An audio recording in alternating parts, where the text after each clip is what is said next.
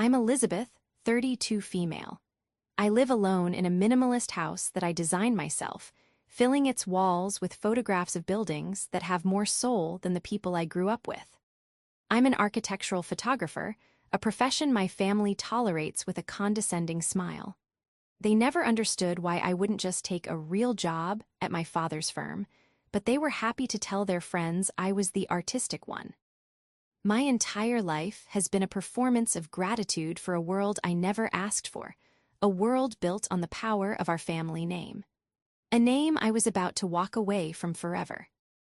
This is the story of how one careless phone call, a single overheard sentence, gave me the strength to dismantle the gilded cage my family had built around me. They thought I was their dependent, their failure, the one who would never amount to anything. They were about to find out just how much a loser could accomplish when she finally decided to stop playing their game.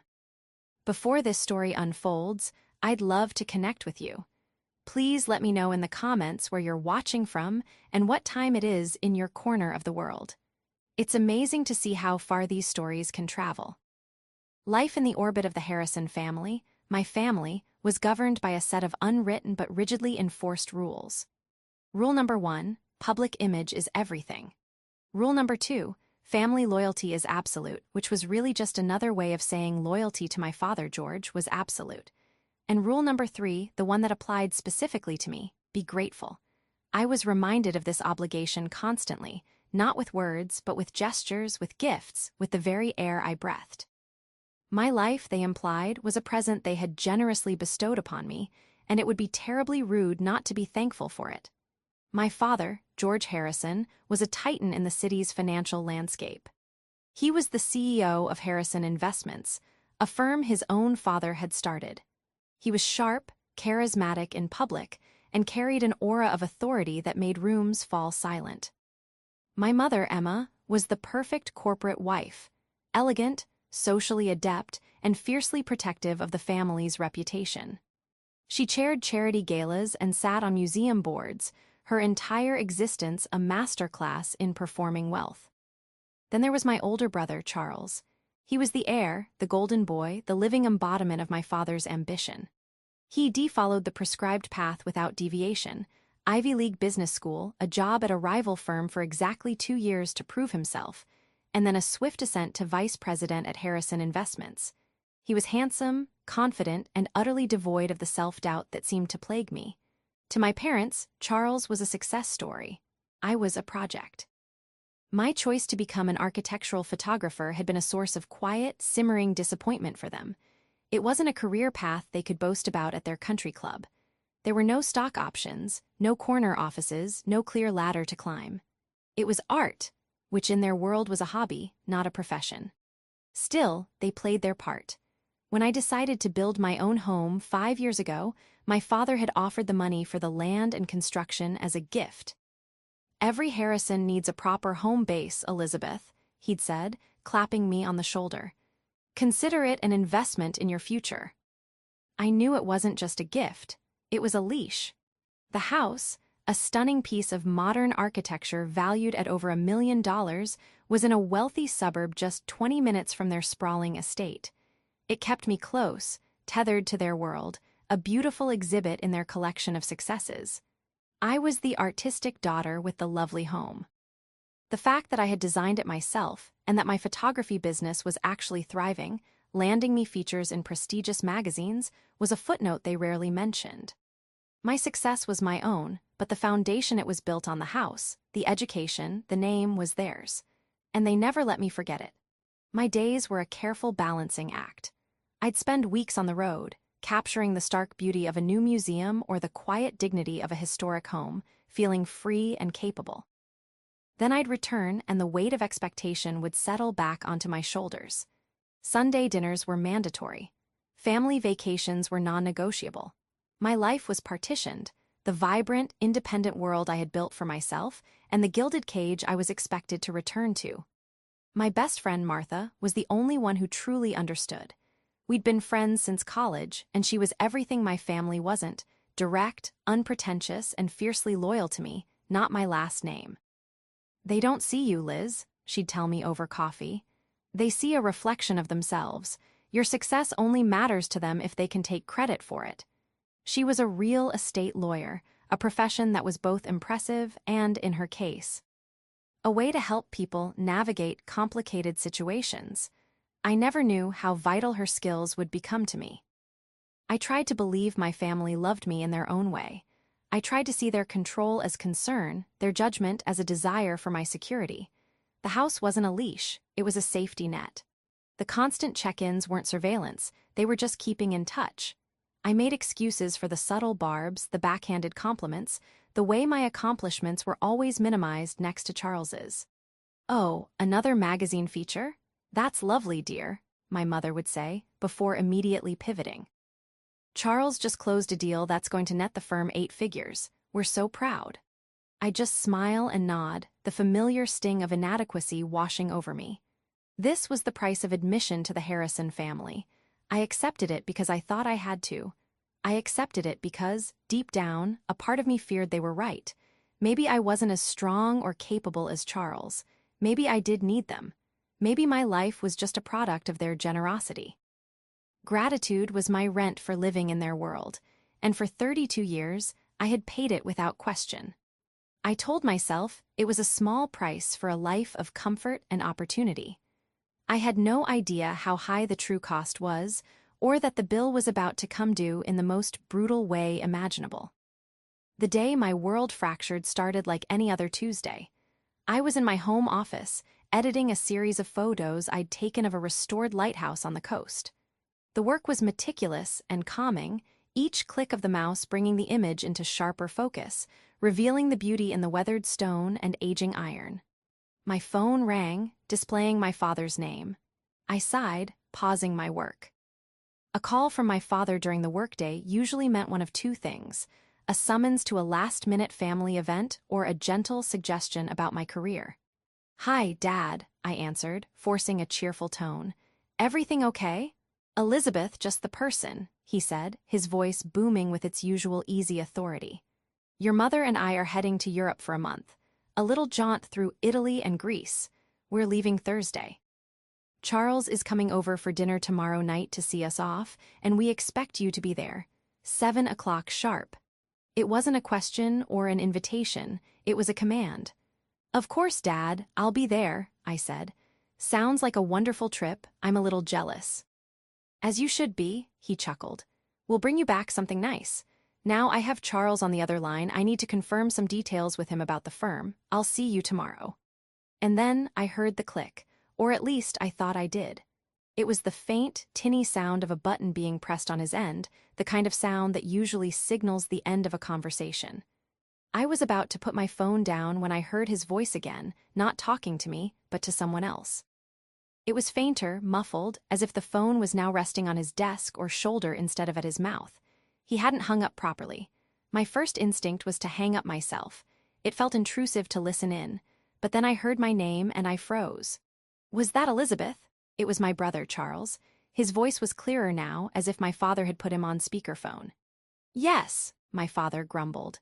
The cheerful, commanding tone he'd used with me was gone, replaced by something weary and dismissive. "Just reminding her of her filial duties." Charles laughed. It wasn't a kind laugh. It was sharp and derisive. "God forbid the great artist misses a family dinner. Does she have any idea how much that house of hers costs us in taxes and upkeep?" "Don't get me started," my father shot back, and my stomach twisted into a knot. "Your mother keeps saying it's a good investment in the family's portfolio, but I know what it is. It's a monument to mediocrity." Each word was a physical blow. I sank into my chair, my hand gripping the phone so tightly my knuckles turned white. I felt my breath catch in my chest, my ears ringing. This was my father. This was my brother, talking about me. "She'll never amount to anything, Charles, you know that," my father continued, his voice laced with a strange mix of resignation and contempt. "She's just a loser living off our name. Taking pictures of buildings, it's a joke.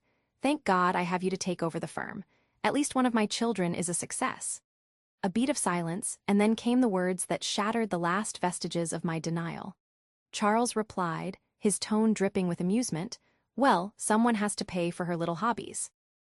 "Don't worry, Dad. I'll make sure her allowance is always taken care of when I'm in charge." And then they both laughed. It was a shared, knowing laugh, the sound of two people confirming a truth they had both long accepted. To them, I was not a daughter or a sister. I was a financial burden, a failure, a charity case. The phone line went dead. This time for real.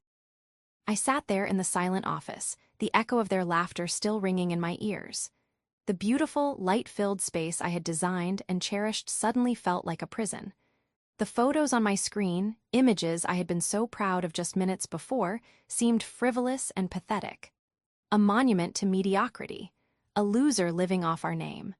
The words replayed in my head, a vicious, looping soundtrack to my life.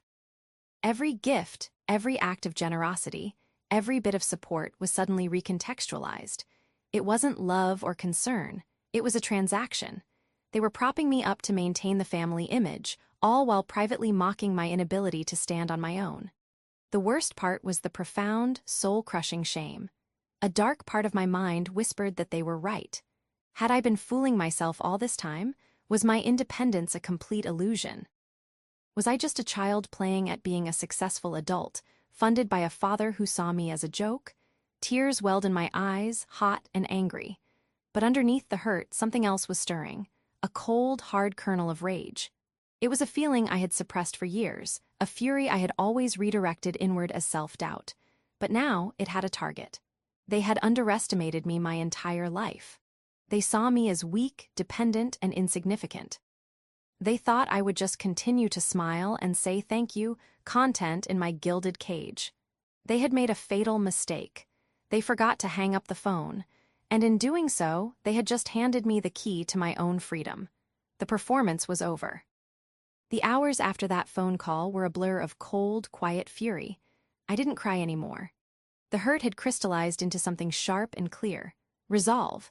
I walked through my beautiful, sunlit house, a home I had poured my heart into, and saw it for what it had become, a symbol of their deception. Every high-end finish, every custom-built shelf, every floor-to-ceiling window felt like a testament not to my success, but to their condescension. A monument to mediocrity. The words were etched into my mind. I canceled my appointments for the rest of the week, citing a sudden personal matter. I couldn't face clients. I couldn't pretend to care about the clean lines of a building when the very foundation of my life had just crumbled. My first instinct was to confront them. To storm into that farewell dinner the next night, play a recording of the call. I had instinctively hit record on my phone screen midway through their conversation and watched their faces as their hypocrisy was laid bare. But what would that accomplish? They would deny it. They would gaslight me, call me hysterical, and accuse me of eavesdropping. They would twist it until I was the one in the wrong, the ungrateful daughter who had violated their privacy.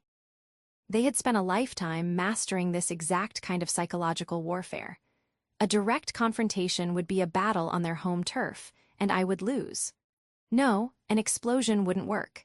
I needed something quieter, colder, and far more permanent. I needed to dismantle my life as they knew it, piece by piece, until there was nothing left for them to control or belittle. The first person I called was Martha. She answered on the second ring. "Hey, Liz, what's up?" I couldn't form the words at first. A choked sob escaped my lips, and she immediately shifted into high alert. "Liz, are you okay? Where are you?" "I'm home," I managed to say, my voice trembling. "Can you come over? Something else happened." She was at my door in 20 minutes, a worried look on her face. I let her in, and without a word, I played the recording for her. She listened, her expression hardening from concern to disbelief, and finally to pure, unadulterated rage on my behalf. When it finished, she didn't offer platitudes or comforting hugs. She just looked at me, her eyes blazing. "Okay," she said, her voice low and steady. "So, what are we going to do about these people?" The word "we" was the first anchor I'd had all day. It grounded me, reminded me that I wasn't entirely alone. "I want out, Martha," I said, the words feeling heavy and real as I spoke them. "Completely out. I want to disappear from their lives so thoroughly that they have nothing left to point to, nothing left to mock, and nothing left to control." Martha nodded slowly, her legal mind already turning. "Disappearing is one thing. Doing it in a way that protects you and cuts every tie is another. They have financial leverage over you, starting with this house. She was right. The gift of the house was my biggest vulnerability. My father had paid for it, but the deed was in my name, or so I thought. Let's start there, Martha said, pulling her laptop from her bag. I'm going to look up the property records for this address right now. I want to see exactly how the title is held.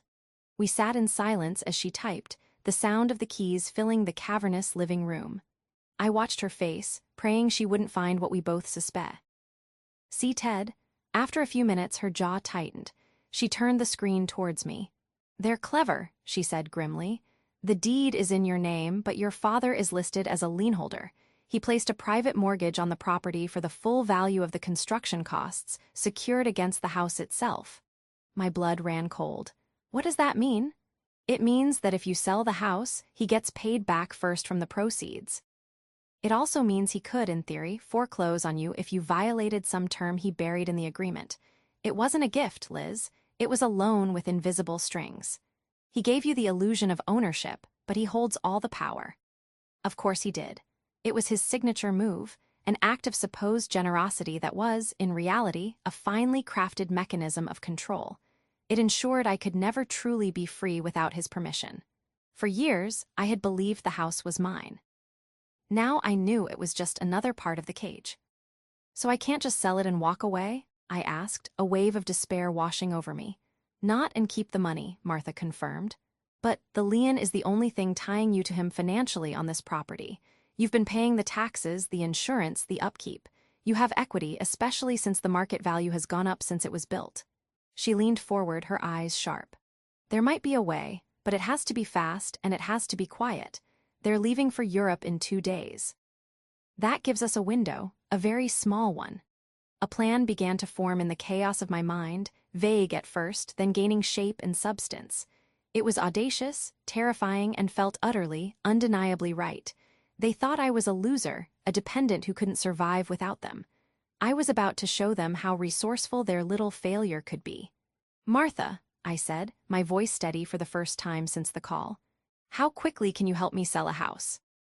She looked from the damning property record on her screen to the new, steely look in my eyes. A slow smile spread across her face. For you, Liz, let's find out. Let's burn it all down. The cracks in the foundation of my life had been exposed. Now it was time to bring the whole structure crashing down. The farewell dinner was the hardest performance of my life. I walked into my parents' opulent home, the air thick with the scent of lilies and expensive perfume, and greeted them with the same practiced smile I had worn for years. My father, George, wrapped me in a brief, stiff hug, smelling of scotch and self-satisfaction. My mother, Emma, kissed the air beside my cheek and complimented my dress, her eyes scanning me for any imperfections. And Charles, my brother, gave me a friendly pat on the back, the same hand that would one day control my allowance. Their laughter, the same laughter I'd heard on the phone, echoed in my memory. I had to physically clench my jaw to keep from flinching. Every word they said was filtered through my new understanding. When my father toasted to family, I saw a CEO toasting his assets. When my mother spoke of their upcoming trip, I heard a woman escaping the mild inconvenience of her children's existence. When Charles joked about holding down the fort, I saw a prince eager for the king to abdicate. They asked about my work, and I gave them the usual vague, pleasant answers, the words tasting like ash in my mouth. I was a ghost at my own family dinner, observing them from a great distance, seeing them for the first time as they truly were, strangers who shared my blood but not my heart. The next morning, the real work began. Martha and I met at a small, anonymous coffee shop downtown, our table covered in documents. Okay, phase 1 is speed, Martha said, pushing a folder toward me. I have a list of cash buyers and real estate investment groups who specialize in fast, off-market sales. The price will be slightly lower than market value, but it will be quick and discreet. No for sale, sign on the lawn, no public listings. How much lower? I asked. Maybe 5 to 7%. On a house like yours, that's a significant number, but in exchange, you get a closing in weeks, not months. They'll pay in cash, which bypasses all the typical mortgage underwriting delays. I did the math in my head. It was a price I was more than willing to pay for my freedom. Do it, I said without hesitation. Martha nodded, already texting on her phone. I've already put out feelers with two of the most aggressive buyers. I told them we have a highly motivated seller looking for an all-cash, as-is offer with a 10-day closing. Her professionalism was my shield, allowing me to focus on the next, more complicated step, untangling the rest of my life from my family. While Martha handled the house, I started following the money trail. My father had insisted on using his personal wealth manager to guide my investments years ago. A man named Mr. Abernathy, who always treated me with a kindly, paternalistic air. I had a portfolio of stocks and bonds that I rarely looked at, trusting that it was being handled responsibly. Now, I saw that trust for what it was, willful ignorance. I logged into my investment account, my hands shaking slightly. I expected to find more strings, more accounts that were jointly held or controlled by my father. To my surprise, the portfolio was entirely in my name. It was substantial, a mix of blue-chip stocks and mutual funds. For a moment, I felt a flicker of hope. Maybe this, at least, was truly mine. But then I noticed something odd. The account had been set up as a trust, with me as the beneficiary. The trustee? My father. I called Martha immediately. "What does it mean if he's the trustee of my investment account?" I asked, pacing my office. "It means he has administrative control," she explained, her voice tight. "He can't withdraw the money for himself, that would be illegal, but he can make investment decisions, and more importantly, he can lock you out. He likely gets duplicate statements. He knows exactly what's in there and what it's doing. If you try to liquidate it, an alert will go straight to him." Another cage, this one made of digital paper. I felt a surge of frustration. He had built a fortress around me, with financial walls so high I couldn't see over them, but every fortress has a weakness. "Is there any way to change the trustee?" I asked. "It's complicated," Martha said. "You'd have to petition the court, prove he's not acting in your best interest. It would be a long, messy fight, and he'd know about it from day one." Time was not on my side. They would be in Europe for a month. I had to be gone before they returned. The house sale would give me a significant amount of cash, but liquidating my portfolio would give me true, untraceable freedom. I spent the next 2 days poring over the trust documents, legal jargon swimming before my eyes. Late on the second night, fueled by coffee and sheer desperation, I found it. A single clause buried deep in the fine print. It stated that the beneficiary could assume the role of trustee if the current trustee became incapacitated or otherwise unreachable for a period of more than 14 consecutive days. 14 days. My parents would be gone for 30. They would be on cruises in remote Italian villages, moving between hotels. They would be, for all intents and purposes, unreachable. It was a standard boilerplate clause, probably one my father's lawyers had included without a second thought, never imagining it would be used against him. But I could use it. With the right documentation, flight itineraries, hotel reservations showing them out of the country, and a sworn affidavit, I could petition the investment firm to grant me control. It was a long shot, a gamble on corporate bureaucracy and the unlikelihood of anyone questioning a request that was, technically, by the book. This was my path. The house sale would be my escape fund. Taking control of the trust would be my declaration of independence. They had built my cage with money, and I would use that same money to tear it down. I looked at the picture on my desk, one of my parents and Charles, all of them smiling their perfect, practiced smiles at some gala. "You think I'm a loser," I whispered to the photograph. "You have no idea what I'm capable of." The 10 days that followed were a masterclass in controlled chaos. My parents and Charles left for Europe on a Thursday, their social media feeds immediately filling with photos of champagne glasses in a first-class airport lounge. The moment they were in the air, my plan kicked into high gear. Martha had worked miracles. She'd found an investment firm that saw my house not as a home, but as a prime piece of real estate in a rapidly appreciating neighborhood. They made an all-cash offer that was just 4% below my asking price, and they agreed to a 10-day close. The lien my father held was a complication, but not a deal-breaker. The title company would cut a check directly to him for the amount of the lien from the sale proceeds, and the rest would be wired to an account of my choosing. An account I had already set up at a new bank, under my name and my name alone. While the sale was in escrow, I began the systematic erasure of Elizabeth Harrison. I went through every drawer, every closet, every box in my house. I separated my life into 3 piles. The first was the keep pile, my camera equipment, my hard drives full of my work, a few sentimental items that held memories untainted by my family, and enough clothes to start a new life. This pile was surprisingly small. The second was the sell pile, designer furniture, expensive art I'd never really liked, and jewelry my parents had given me over the years, gifts that I now understood were just gilded tokens of control. I found a reputable consignment store for the furniture and art, and a private jeweler who paid fair prices for the rest. It was all sold discreetly, for cash. The third pile was the largest, the donate pile. Books, kitchenware, linens, decor, anything that wasn't valuable enough to sell but too useful to trash. I scheduled multiple pickups from a local charity, stripping my home bare until it was just an empty, echoing shell. Each item I let go of felt like shedding a layer of a life that was never truly mine. It was exhausting, emotional, but also incredibly liberating. Simultaneously, I was executing the second part of my plan, seizing control of my trust. I drafted a formal letter to the investment firm, citing the clause in the trust agreement.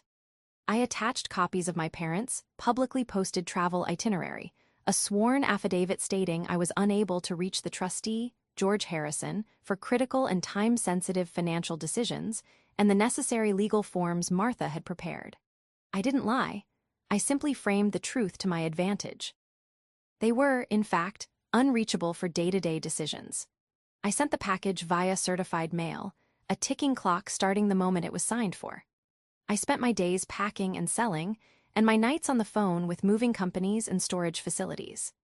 I found a long-distance moving company that could transport my small, keep pile to a secure, climate-controlled storage unit in a city thousands of miles away, a city I had picked at random, where I knew no one.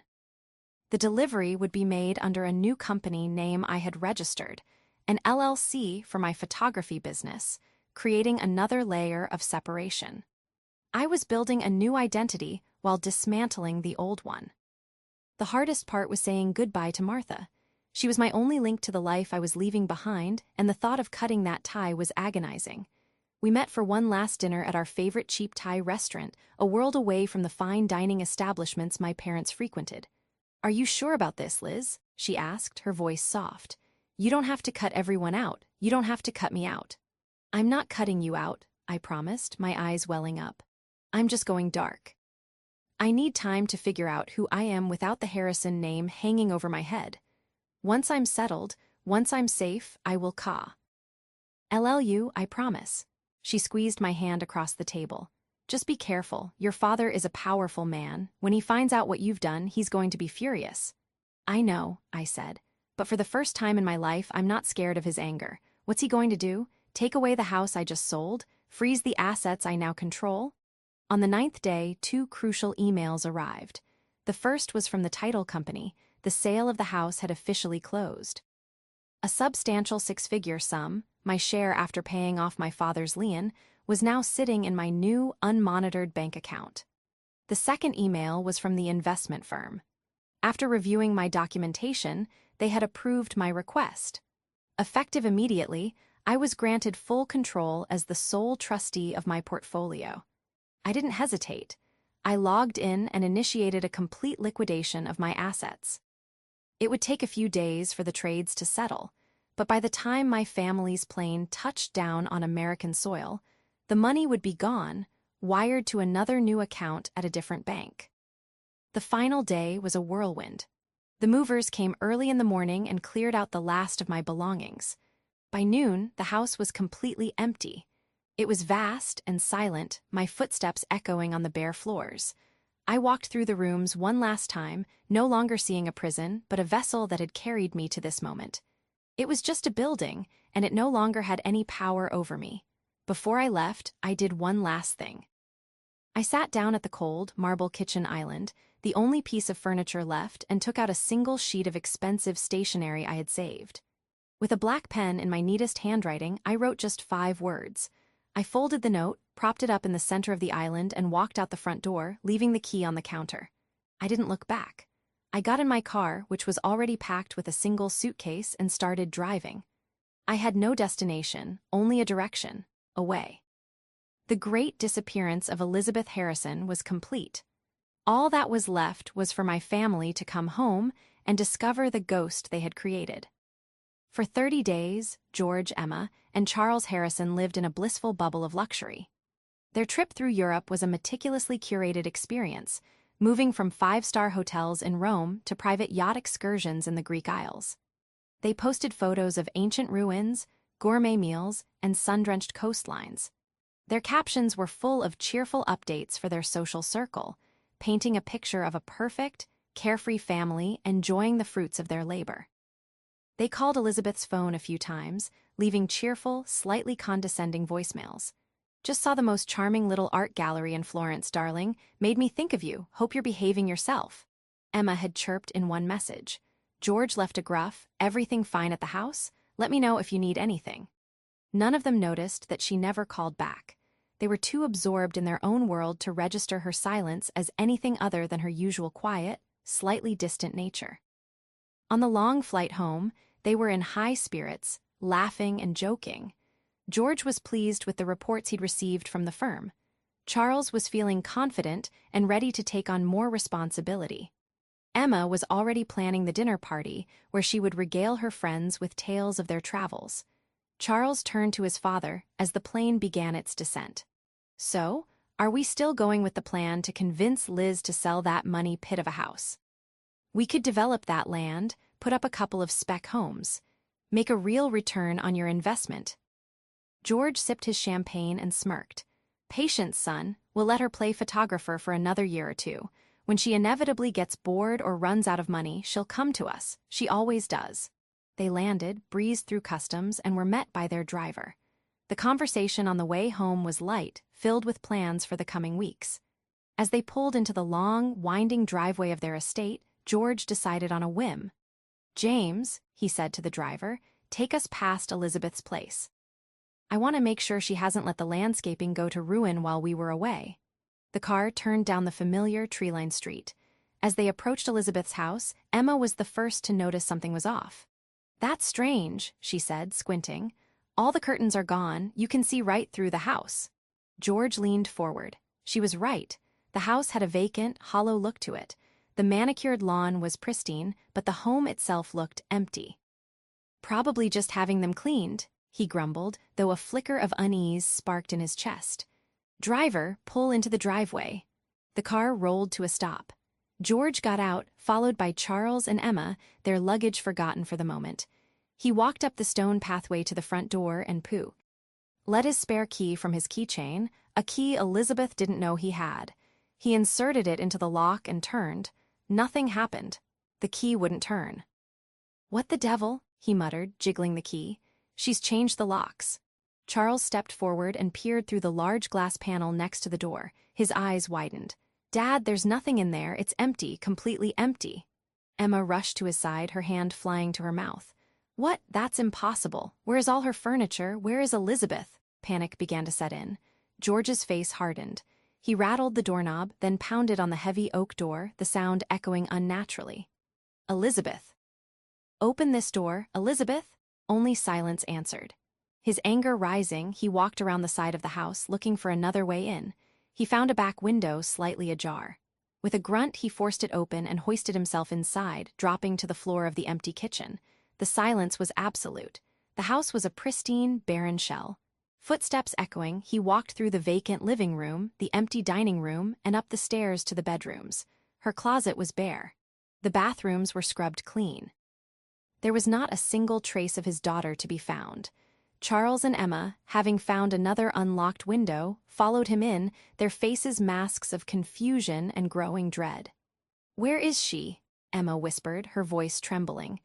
"Did something happen to her? Was she robbed?" "No," George said, his voice dangerously low. He had just spotted it.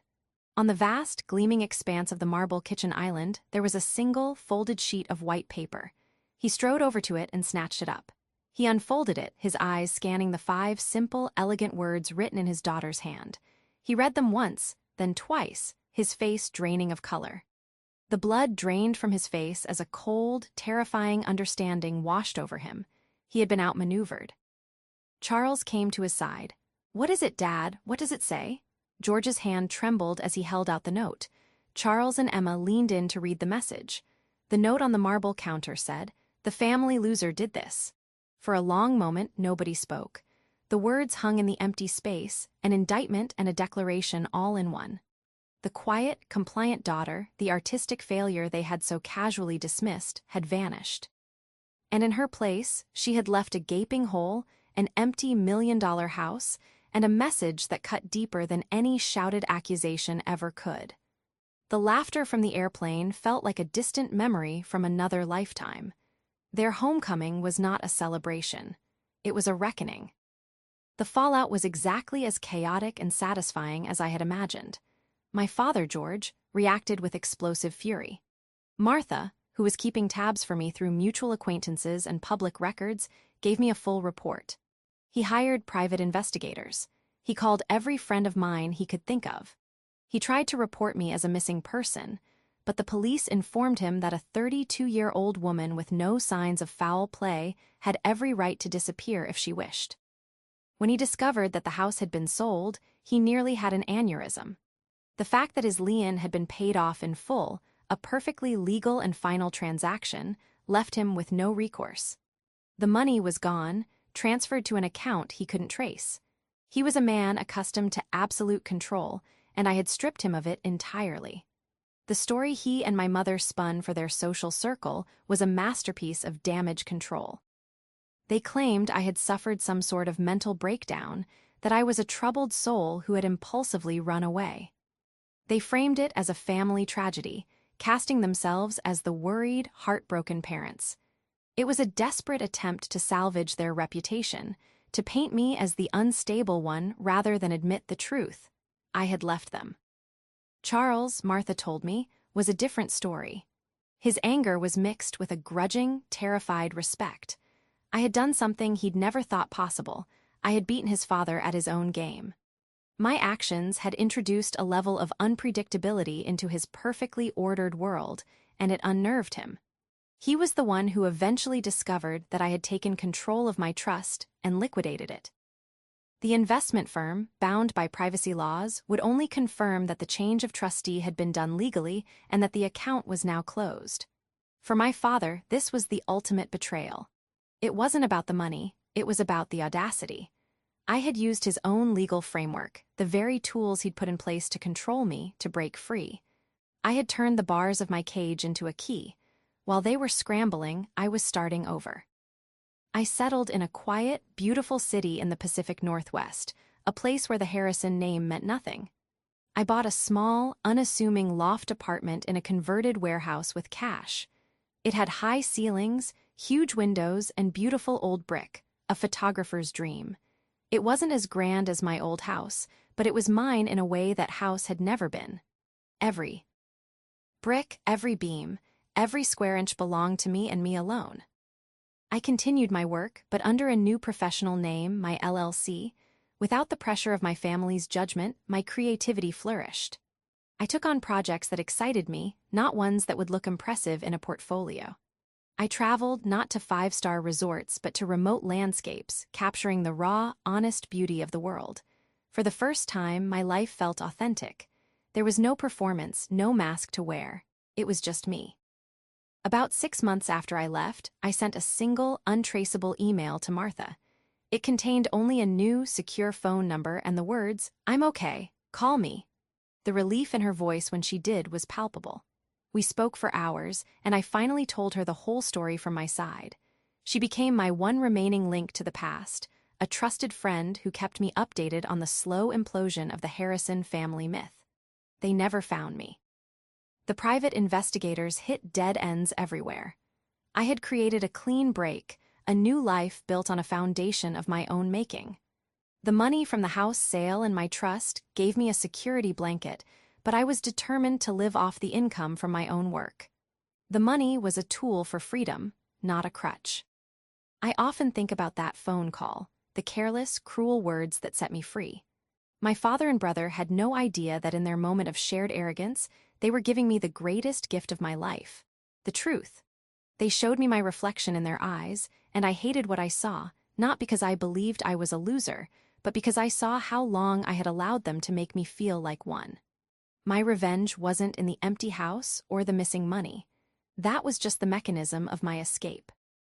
My real revenge is in my quiet, happy, ordinary life. It's in the morning coffee I drink while looking out at a city that doesn't know my old name. It's in the pride I feel when I see my work published under my new one. It's in the peace I feel knowing that my worth is not determined by a stock portfolio or a family legacy, but by my own character and my own creations. I am no longer a Harrison. I am not defined by their wealth or their expectations.